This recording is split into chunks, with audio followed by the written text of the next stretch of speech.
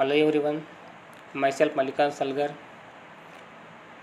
As we have already started this lesson, what, where, how, and when, and already discussed about in previous class in this lesson BC and AD. Already you understand about the BC and AD.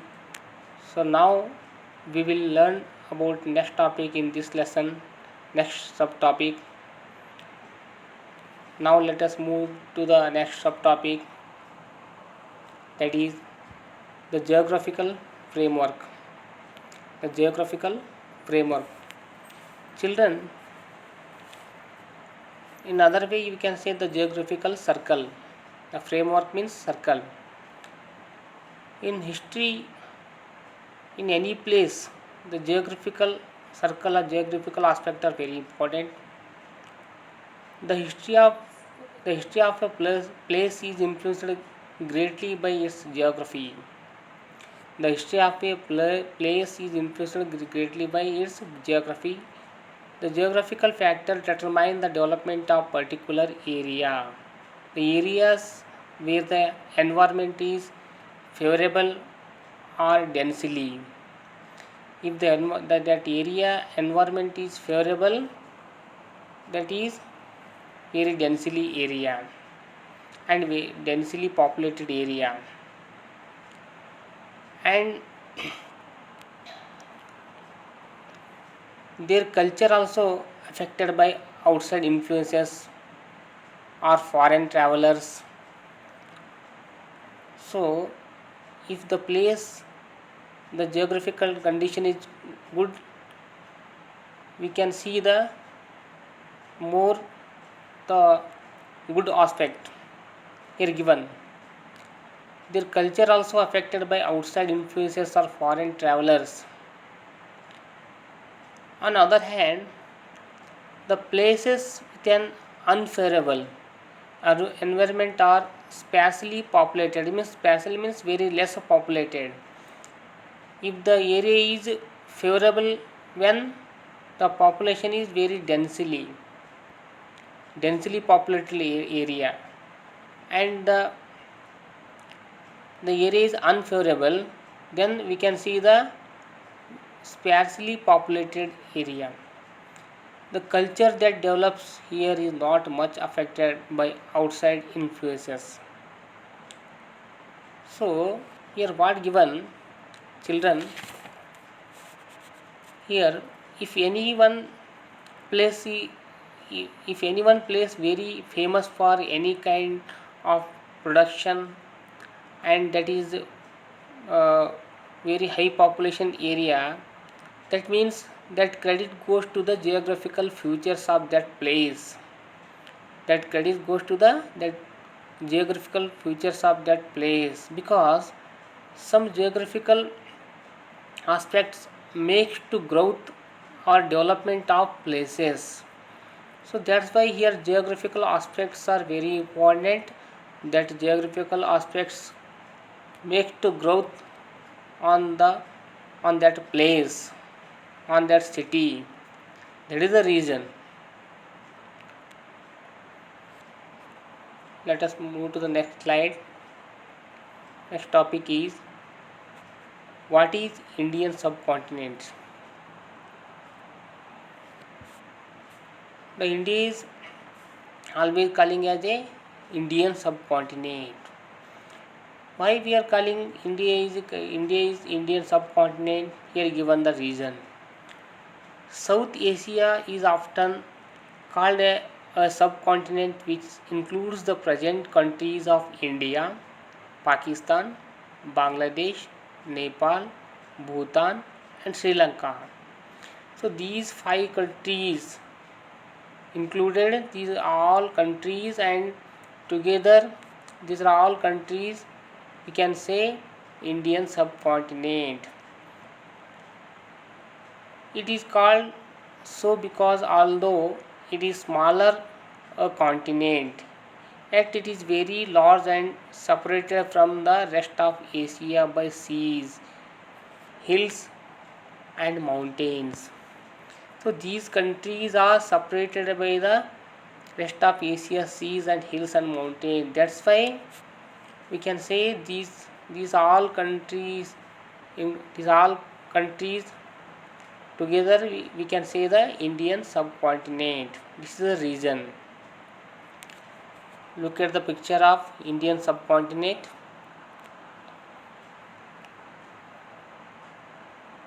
See the picture of Indian subcontinent, children. Here given all countries that in those countries includes in Indian subcontinent: Pakistan, India, Nepal, Bhutan, Bangladesh, Sri Lanka. So these are all countries included in Indian subcontinent.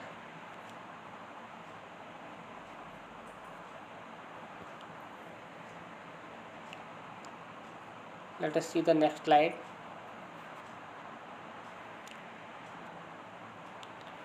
Where did people live? Next topic is where did people live? We have to understand about in which place early people of Indian subcontinent lived. That is very important. In early people of Indian subcontinent, where they lived, that is the question. So that's why we have to understand about the way the people lived in early period of the Indian subcontinent. The The early people lived mainly in the following places. Here given some places. The first place, banks of Narmada. Banks of Narmada. Narmada is a river. Already you know that. If you want to see the picture on the map, where come the Narmada river? Here, the western part of our country, western direction, that is here. You can see the river Narmada. This is the Narmada river. So this is the beginning place. The area traces the habitation of the earliest people of the subcontinent. For several thousand years, people lived along the banks of river Narmada. They were skilled gatherers. That is, gatherers of food. Skilled gatherers. This means they are storing the food, because when food is available very easily, that time only they are storing the food, and afterwards whenever they want, that time only they are using the foods. That's why they are called as a gatherers. They collected roots, fruits, and many other forest produce for food. The vast wealth of the plants scattered around in the surrounding forest areas was very well known to them. They know very well the surrounding areas, where available the fruits, where available the food. So totally they know very well about the surrounding areas. They also hunted animals for food and used their skins for making clothes. You already learned this in previous lesson, in previous class. The beginning, early women, how was their life? They using the cloth by making the skin by animals.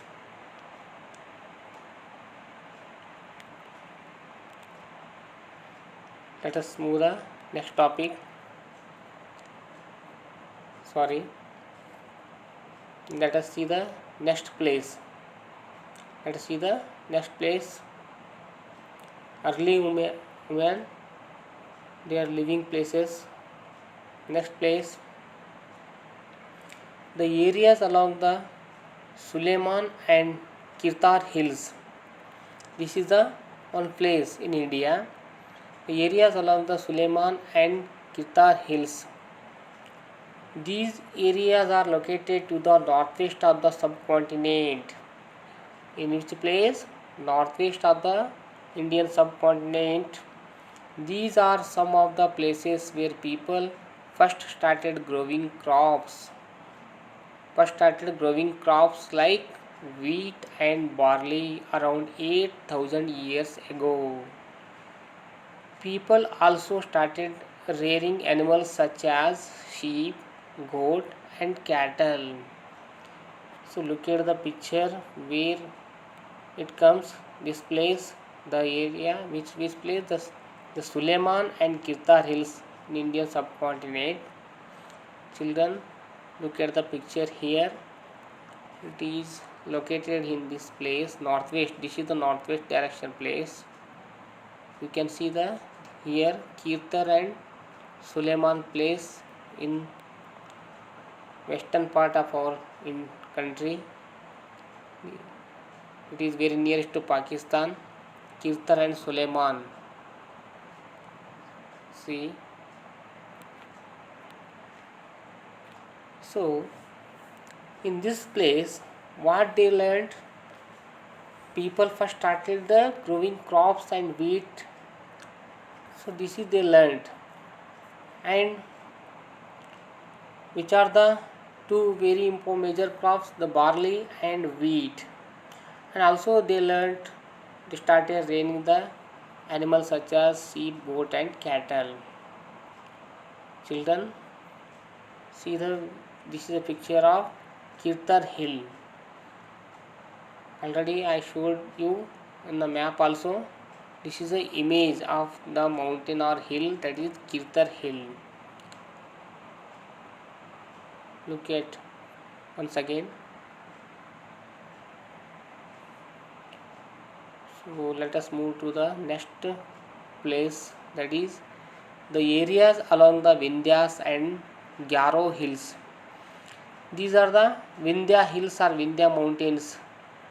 These are located in the western part of our country, Vindhya and Gyaro hills. Now once again we go to the map. We are located these place, Vindhyas. See the children, this is the Vindhyas mountain or Vindhyas hills, Vindhyas and below Satpura hills. So this is the location. Now we are going to the topic. So topic, the area along the Vindhyas and the Gyaro hills.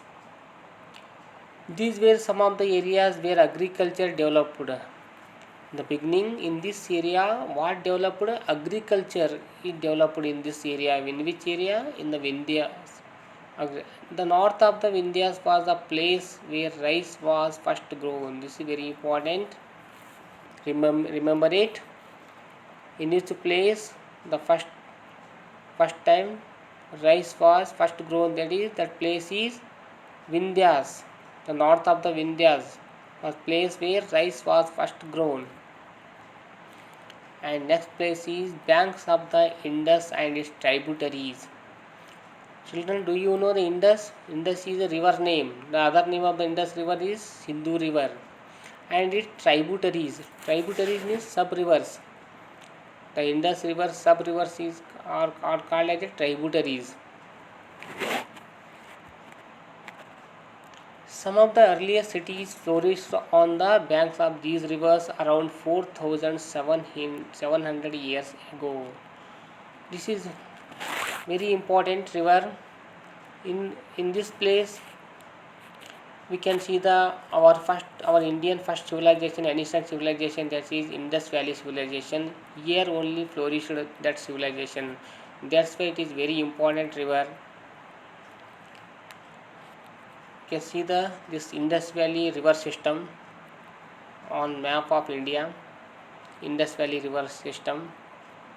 See the children here given how the Indus river is flowing towards the western direction, towards the western direction is flowing, and it is joining to Arabian Sea. The Indus River is also called as a Sindhu River. I already told you. The Indus River is one of the longest river in Asia. This is one of the longest river in Asia. It flows through China, India. It flows through China, India. India in which place? Ladakh, especially in which located in which place? Ladakh in Jammu Kashmir, and Pakistan. It has five major tributaries, namely the Chenab, Jhelum, the Ravi, the Bias, and the Satluj. These are the five tributaries of Indus River. So that's why we can see the more this area also more very densely populated. I already told you which place is influences are affected more geographical aspect, that place flourished, that place are very densely populated. Already I told you. That's why we can see the this this place also very densely populated and very uh, very prosperity places. So next place is banks of the Ganga and its tributaries. Again the another one river, banks of the Ganga and its tributary. About 2500 years ago, cities developed on the banks of the Ganga and its tributaries and along the sea coast also. In ancient times, there was a large and powerful kingdom named Magadha. It was situated to the south of the Ganga and along its tributary, Son. Its rulers were very powerful and set up a large kingdom. Kingdoms were also set up in other parts of our country as well. So, why this Ganga river and tributaries are very important? Because it is Ganga river is situated in the middle part of our country, and in this place Gangetic plain, here we can see the Gangetic plain area. In this place only the one of the ancient kingdom flourished here. That kingdom is Magadha. That is very powerful kingdom flourished here. Why that kingdom flourished here only? Because this is very good situated place. Geographically this is a very suitable place. So and the river Ganga river flows through this area, and easily the people are getting water facility and agriculture. So that's why it is very geographically good place. That's why that's why we can see the this type of the more powerful kingdom flourished here. That is the one reason.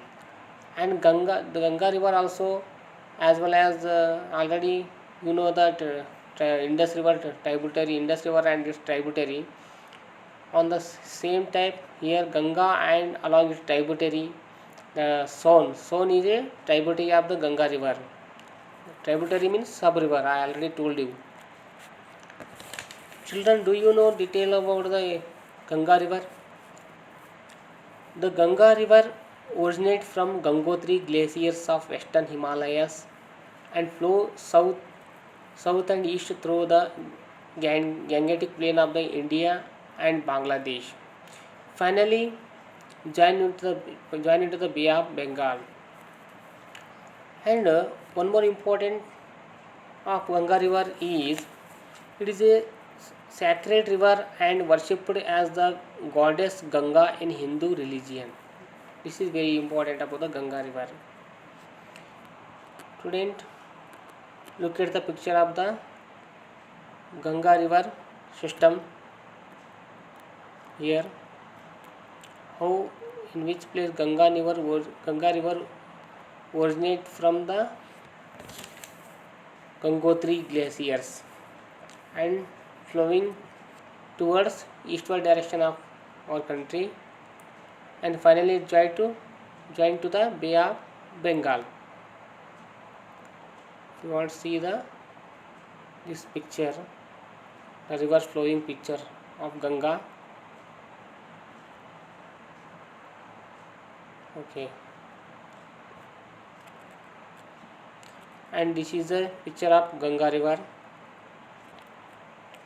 A picture of Ganga river.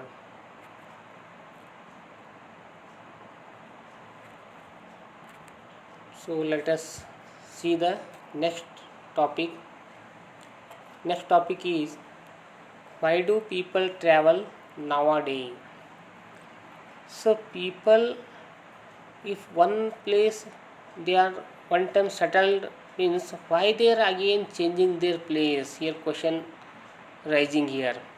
If one time people settled one place, again after 1 year, after 2 year, why they are changing the place? What is the reason? That is the question here.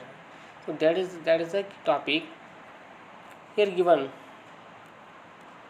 The hills and high mountains, deserts, the hills and high mountain, deserts, rivers, and seas made the journeys of ancient people dangerous at times, and people in the past traveled from one part of the subcontinent to another.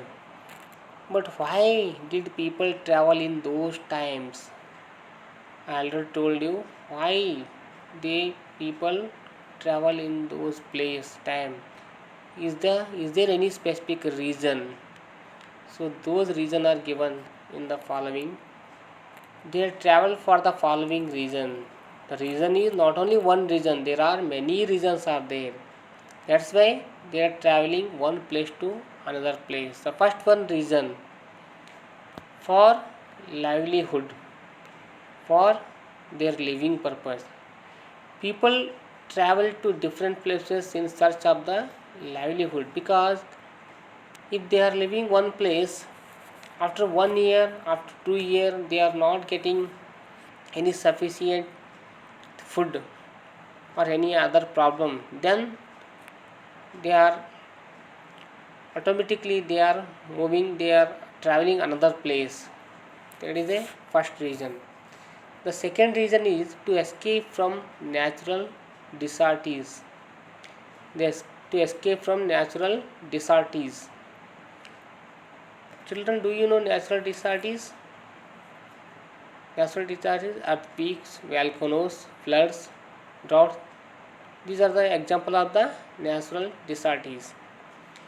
They moved from one place to another to escape the natural disasters like drought or floods.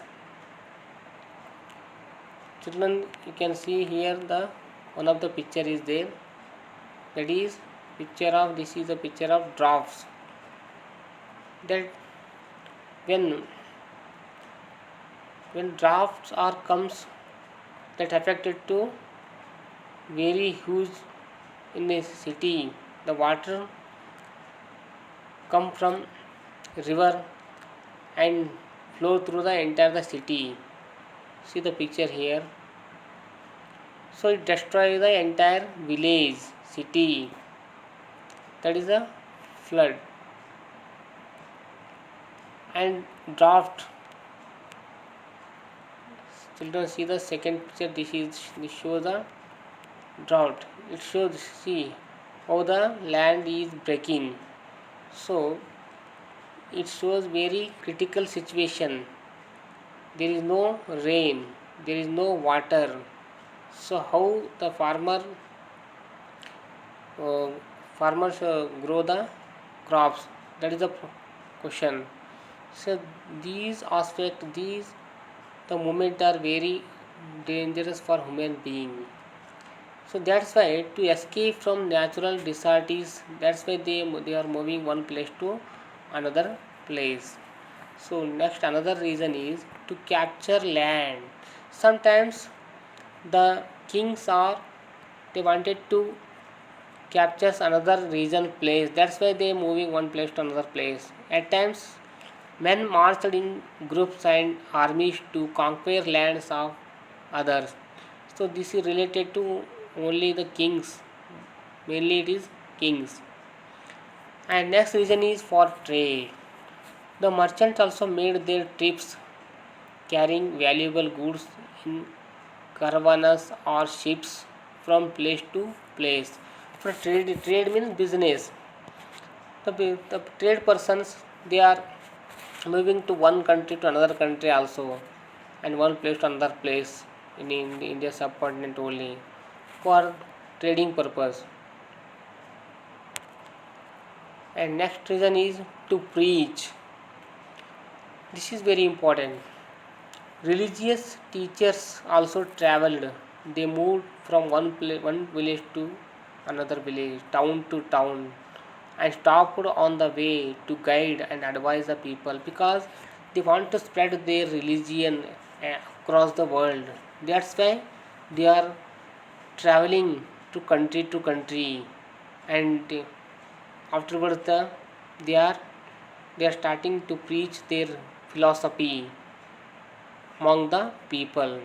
So this is the one another reason. So next reason is for adventure.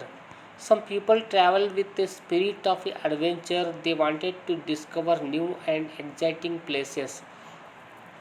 some foreigner some foreign traveler are they wanted to show their bravery, and they wanted to they want sometimes they are showing very keen interest to achieving or discovering any new achievement. That's why this is the one another reason, that is for adventure. So these are the reasons are very important. That's why the people travel nowadays. Let us see the next topic. Impact of these movements. The impact of these movements means that affect after the travel the people. What are the effect after traveling? These are the outcomes or result. The movement of the people had the following impacts. The people shared ideas among the different people that enriched our cultural tradition. It means here the if people traveling one place to another place, one place to another place, then the ideas are exchanging. If person belongs to one country, if he moved to another country, his idea goes to the another country people, and he receiving the that country ideas. So here ideas are exchanging between the person, between the community. In this way the ideas, and as well as not only ideas, as well as culture also exchanging. Culture, our tradition also exchanging here. And second outcome is, over a period of several hundred years, people have shared new ways of carving stone, composing music, and even cooking food. People are affecting their another the foreign culture, the western culture, whatever it may be, they are they are affecting very more. That's why we can see the in their life their life also changing in the what way, carving of stone, composing of music. So everything is changing when this changing of the place.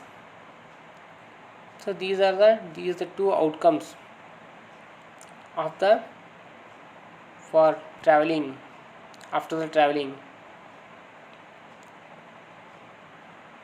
So next topic is How was our country named India and Bharat? Names of the land: India. About 2500 years ago, the Iranians and the Greeks came here through the northwest. They were familiar with the river Indus. I already explained this. The Indus river other name is Sindhu.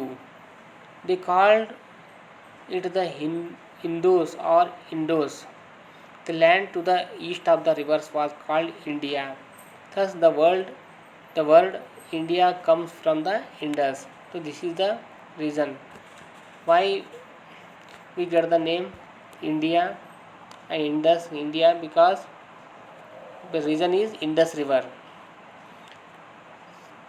Another reason, Bharat. Another name is Bharat. India get not only India, our country name in India, Bharat, Hindu. These are all name only. That name is only India. Bharat, India, Hindu. Both are all are same. Bharat. Bharat was used for a group of people who lived in the northwest. This word, who used northwest people. They are mentioned in Rig Veda, the earliest composition in Sanskrit. Later, this name was used for the whole country. And Hindu, the word Hindu also comes from the Indus. The river Indus was called Sindhu in Sanskrit. The Iranians and the Greek also called it Indus. Now, here this topic is end. We will continue in this lesson next topic in next class. Thank you.